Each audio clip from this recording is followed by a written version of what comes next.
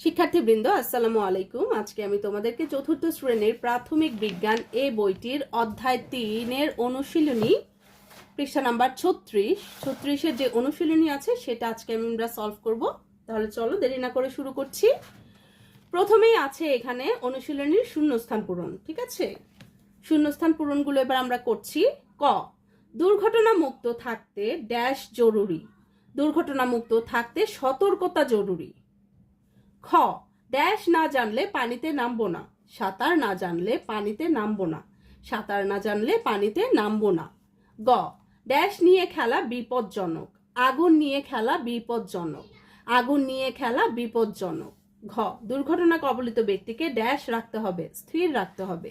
দুর্ঘটনা কবলিত ব্যক্তিকে স্থির রাখতে হবে। ও, প্রাথমিক চিকিৎসা ড্যাশ সম্ভাবনা কমায়। প্রাথমিক চিকিৎসা মৃত্যুর সম্ভাবনা কমায়। প্রাথমিক চিকিৎসা মৃত্যুর সম্ভাবনা কমায়। 2, সঠিক উত্তরে টিক চিহ্ন দিই।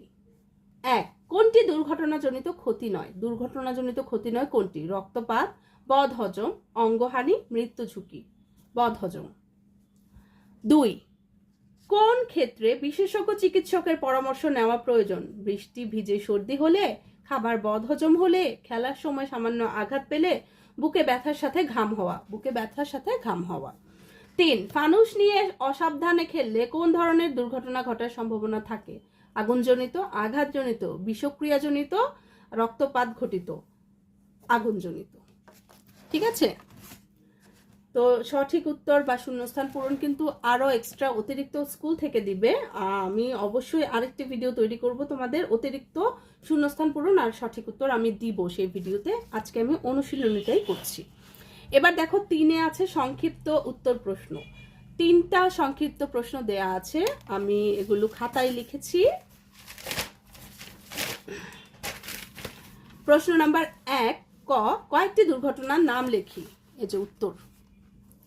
কয়েকটি দুর্ঘটনার নাম লিখি। উত্তর, কয়েকটি দুর্ঘটনার নাম হলো গাছ থেকে পড়ে যাওয়া, আগুনে পুড়ে যাওয়া, পানিতে ডুবে যাওয়া, সাপে কাটা, সড়ক দুর্ঘটনা, বিদ্যুৎ স্পৃষ্ট হওয়া, কেটে যাওয়া ইত্যাদি। কয়েকটি দুর্ঘটনার নাম হলো গাছ থেকে পড়ে যাওয়া, আগুনে পুড়ে যাওয়া, পানিতে ডুবে যাওয়া, সাপে কাটা, সড়ক দুর্ঘটনা, বিদ্যুৎ স্পৃষ্ট হওয়া, কেটে যাওয়া ইত্যাদি। এবার ক্ষয়ে কি বলেছে? কেউ বিদ্যুৎ স্পৃষ্ট হলে কি করতে হয়? কেউ বিদ্যুৎ স্পৃষ্ট হলে কি করতে হবে? উত্তর, কেউ বিদ্যুৎ স্পৃষ্ট হলে প্রথমেই সুইচ বন্ধ বা প্লাগ খুলে বিদ্যুতের সংযোগ বিচ্ছিন্ন করতে হবে। আক্রান্ত ব্যক্তিকে খালি হাতে ধরা যাবে না। রোগীর শ্বাস প্রশ্বাস, নাড়ির স্পন্দন ও ক্ষত পরীক্ষা করে দ্রুত চিকিৎসকের কাছে নিয়ে যেতে হবে। আরেকবার পড়ছি। কেউ বিদ্যুৎ স্পৃষ্ট হলে প্রথমে সুইচ বন্ধ বা প্লাগ খুলে বিদ্যুতের সংযোগ বিচ্ছিন্ন করতে হবে। আক্রান্ত ব্যক্তিকে খালি হাতে ধরা যাবে না।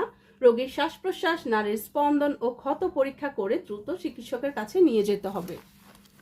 গ, প্রাথমিক চিকিৎসা বলতে কি বোঝায়? উত্তর, ডাক্তার আসা বা হাসপাতালে নেওয়ার আগে দুর্ঘটনা কবলিত ব্যক্তিকে দ্রুত যে সাময়িক চিকিৎসা দেওয়া হয় তাকে প্রাথমিক চিকিৎসা বলে। প্রাথমিক চিকিৎসা দিলে আহত ব্যক্তির কষ্ট কমে এবং বড় বিপদ থেকে মুক্ত হওয়া যায়।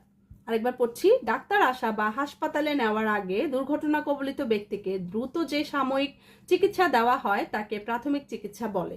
প্রাথমিক চিকিৎসা দিলে আহত ব্যক্তির কষ্ট কমে এবং বড় বিপদ থেকে মুক্ত হওয়া যায়।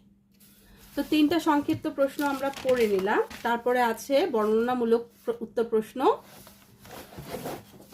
বর্ণনামূলক উত্তর প্রশ্ন। ক, প্রাথমিক চিকিৎসার সাধারণ নিয়মগুলো কি? আমি খাতায় লিখেছি।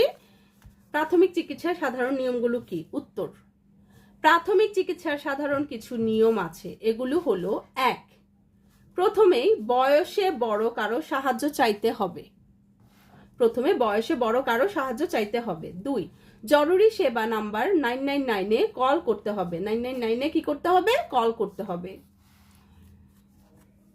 3, আহত ব্যক্তিকে সাহায্য করার আগে নিজের নিরাপত্তা নিশ্চিত করতে হবে। আহত ব্যক্তিকে সাহায্য করার আগে নিজের নিরাপত্তা নিশ্চিত করতে হবে। 4, দুর্ঘটনা কবলিত ব্যক্তিকে নড়াচড়া না করে স্থির রাখতে হবে। দুর্ঘটনা কবলিত ব্যক্তিকে নড়াচড়া না করে স্থির রাখতে হবে। 5, আহত ব্যক্তিকে শান্ত রাখতে হবে। আহত ব্যক্তিকে শান্ত রাখতে হবে। ঠিক আছে, এই সাধারণ নিয়মগুলো আমরা অবশ্যই পালন করব। তারপরে কি ক্ষয় কি বলেছে, পানিতে ডোবা ব্যক্তিকে কিভাবে প্রাথমিক চিকিৎসা দিতে হবে। পানিতে ডোবা ব্যক্তিকে কিভাবে প্রাথমিক চিকিৎসা দিতে হবে চলো আমরা জেনে নেই। উত্তর, পানিতে ডোবা ব্যক্তিকে প্রাথমিক চিকিৎসা দেওয়ার কিছু নিয়ম নিম্নে দেওয়া হলো। 1. পানি থেকে তুলে আনা ব্যক্তিকে চিৎ করে শুয়ে পেটে চাপ দিয়ে পানি বের করে নিতে হবে। এরপর রোগীর থুতনি উঁচু করে ধরতে হবে। 3.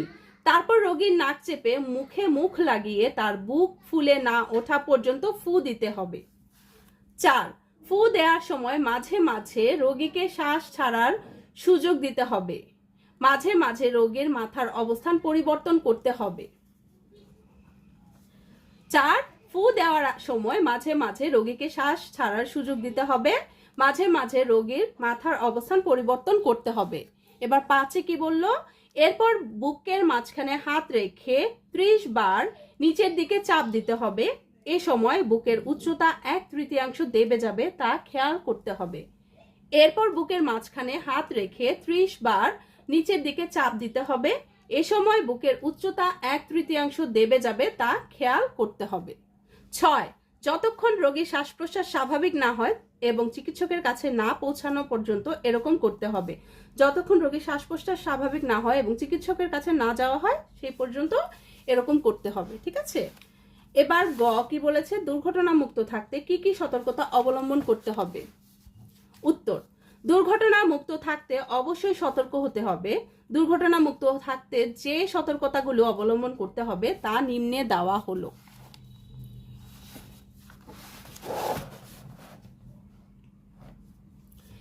1. খেলার সময় কাউকে ধাক্কা দিব না, অন্যদের দেখে দৌড়াবো এবং সবাইকে সতর্ক করব। খেলার সময় কাউকে ধাক্কা দিব না, অন্যদের দেখে দৌড়াবো এবং সবাইকে সতর্ক করব। 2. ছুরি কাঁচি বা ধারালো বস্তু সব সময় নিরাপদ স্থানে রাখতে হবে। কোনো কিছু কাটার সময় অবশ্যই বড়দের সাহায্য নিব। ছুরি কাঁচি বা ধারালো বস্তু সব সময় নিরাপদ স্থানে রাখতে হবে। কোনো কিছু কাটার সময় অবশ্যই বড়দের সাহায্য নিব। 3. বৃষ্টির দিনে কখনোই গাছে উঠব না, অন্য সময় খুব সাবধানে গাছে উঠতে হবে এবং নিচে কাউকে দাঁড় করিয়ে রাখতে হবে। বৃষ্টির দিনে কখনোই গাছে উঠব না, অন্য সময় খুব সাবধানে গাছে উঠতে হবে এবং নিচে কাউকে দাঁড় করিয়ে রাখতে হবে। 4. সাঁতার না জানলে কখনোই একা পানিতে নামা উচিত না, নদী বা পুকুরে গোসল করলে অবশ্যই বড়দের সাথে রাখতে হবে। সাঁতার না জানলে কখনোই একা পানিতে নামা উচিত না, নদী বা পুকুরে গোসল করলে অবশ্যই বড়দের সাথে রাখতে হবে। 5. আগুন চুলা ও গরম জিনিস থেকে দূরে থাকবো। আগুন নিয়ে কখনো খেলবো না, কাগজ কাঠ কাপড় আগুন থেকে দূরে রাখতে হবে। আগুন চুলা ও গরম জিনিস থেকে দূরে থাকবো। আগুন নিয়ে কখনো খেলবো না, কাগজ কাঠ কাপড় আগুন থেকে দূরে রাখতে হবে। এবার 6. ভেজা হাতে বৈদ্যুতিক জিনিস ধরবো না, বড়দের সাহায্য ছাড়া বৈদ্যুতিক সুইচ বা তার ধরবো না। ভেজা হাতে বৈদ্যুতিক জিনিস ধরবো না, বড়দের সাহায্য ছাড়া বৈদ্যুতিক সুইচ বা তার ধরবো না। এবার 7. নিয়ম মেনে গাড়ি চালাতে হবে। রাস্তা পার হওয়ার সময় ডান বাম দেখতে হবে এবং ট্রাফিক সিগন্যাল মেনে চলতে হবে। নিয়ম মেনে গাড়ি চালাতে হবে, রাস্তা পার হওয়ার সময় ডান বাম দেখতে হবে এবং ট্রাফিক সিগন্যাল মেনে চলতে হবে। 8. বাড়ির আশপাশ ঝোপঝাড় পরিষ্কার রাখতে হবে। রাতে বাতি ও লাঠি নিয়ে হাঁটতে হবে। অপ্রয়োজনীয় গর্ত বন্ধ করতে হবে। বাড়ির আশপাশ ঝোপঝাড় পরিষ্কার রাখতে হবে। রাতে বাতি ও লাঠি নিয়ে হাঁটতে হবে। অপ্রয়োজনীয় গর্ত বন্ধ করতে হবে। তো এইগুলো সবসময় আমরা মেনে চলবো। ঠিক আছে, তো আজকে এই পর্যন্তই আমরা অনুশীলনী সব করলাম। এরপরে অতিরিক্ত কিছু প্রশ্ন আমি পরবর্তী ভিডিওতে দিব। আশা করি তোমরা বুঝতে পেরেছো। তো ভালো থাকবে। আসসালামু আলাইকুম।